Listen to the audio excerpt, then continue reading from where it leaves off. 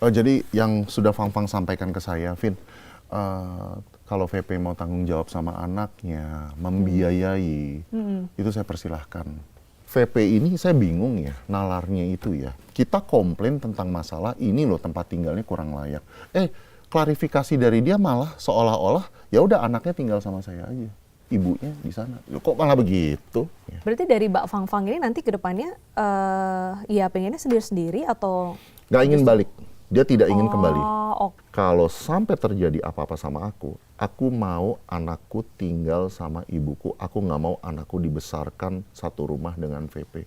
Itu pesan Fang terakhir. Tapi aku dengar juga, sempat baca-baca juga, katanya juga jarang menghampiri Mbak Fang gitu. Maksudnya kalau pernikahan itu kan oke LDR, tapi pasti ada frekuensi, mungkin 1 atau 2 kali seminggu ketemu, atau mungkin berapa kali sebulan. Kalau di pernikahan ini gimana? Nah, menurut keterangan dari klien saya, pada saat VP ini misalkan ada job di Semarang, dari pihak Fang ini yang diminta VP untuk menyusul ke Semarang. Dibalik ya, harusnya cowok nyamperin cewek, ini dibalik. Dalam kondisi hamil.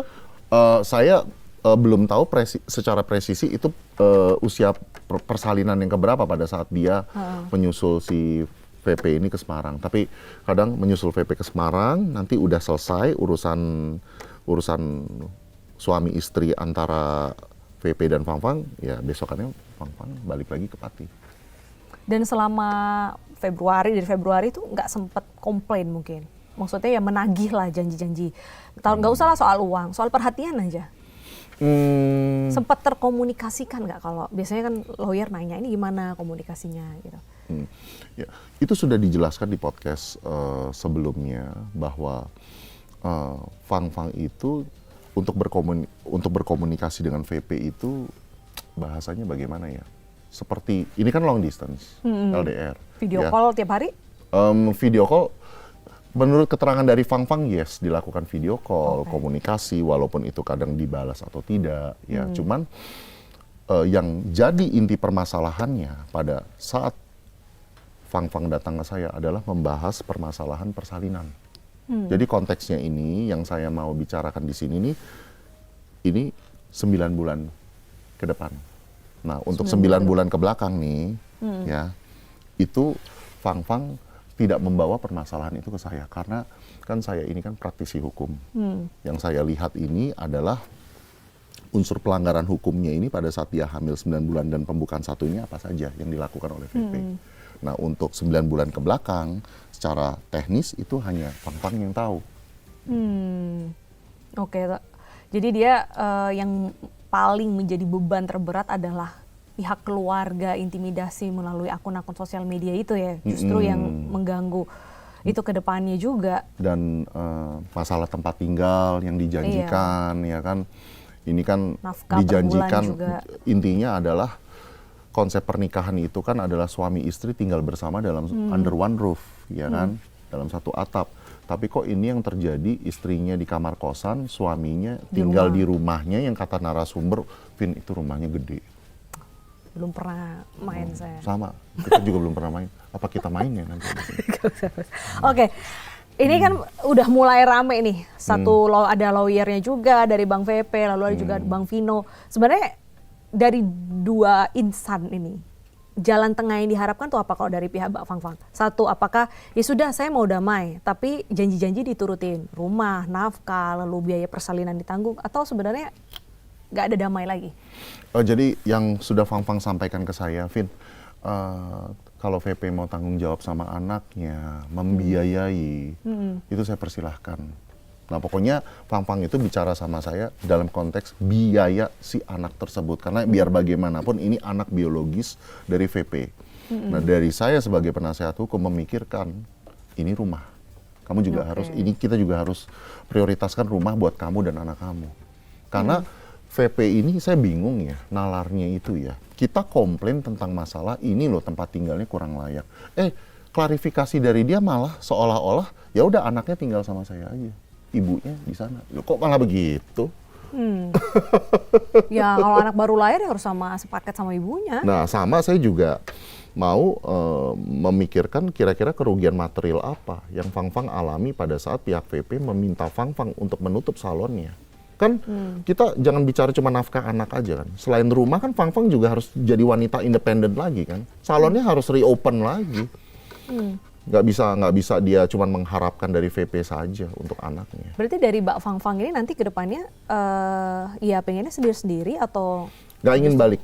Dia tidak ingin kembali. Oh, oke. Jadi udah firm tidak ingin kembali, tapi at least ada tanggung jawab dari pihak Bang VP untuk anaknya tadi rumah. Iya, nafkah, gitu. VP mau datang kapanpun nengok anaknya dari pihak Fang Fang, it's okay, dan Fang Fang sudah bilang sama saya, Vin, kalau sampai terjadi apa-apa sama aku mau anakku tinggal sama ibuku, aku nggak mau anakku dibesarkan satu rumah dengan VP.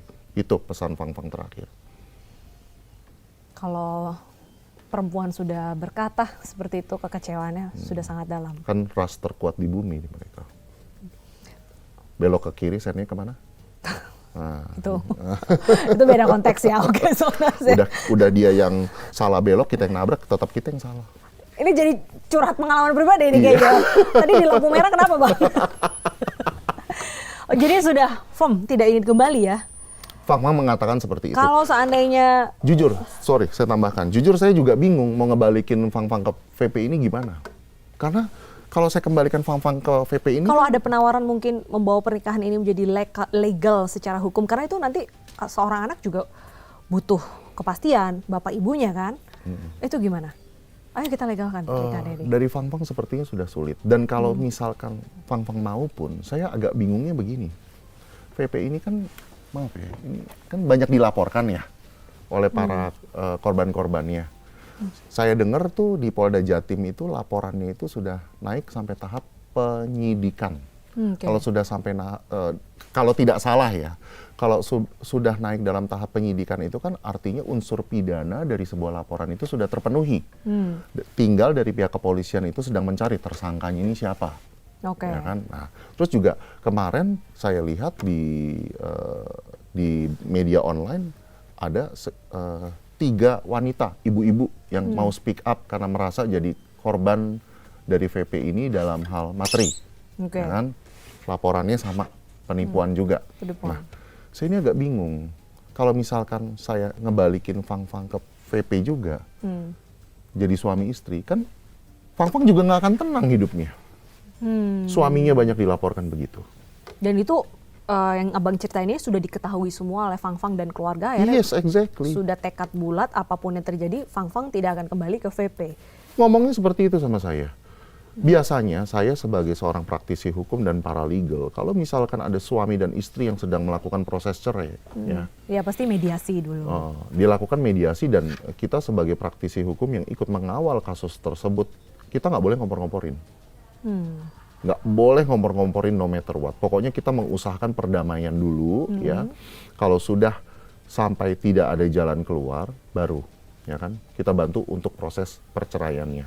Nah, dalam hal tidak boleh kembali itu kalau misalkan terjadi adanya unsur pidana yang merugikan salah satu pihak.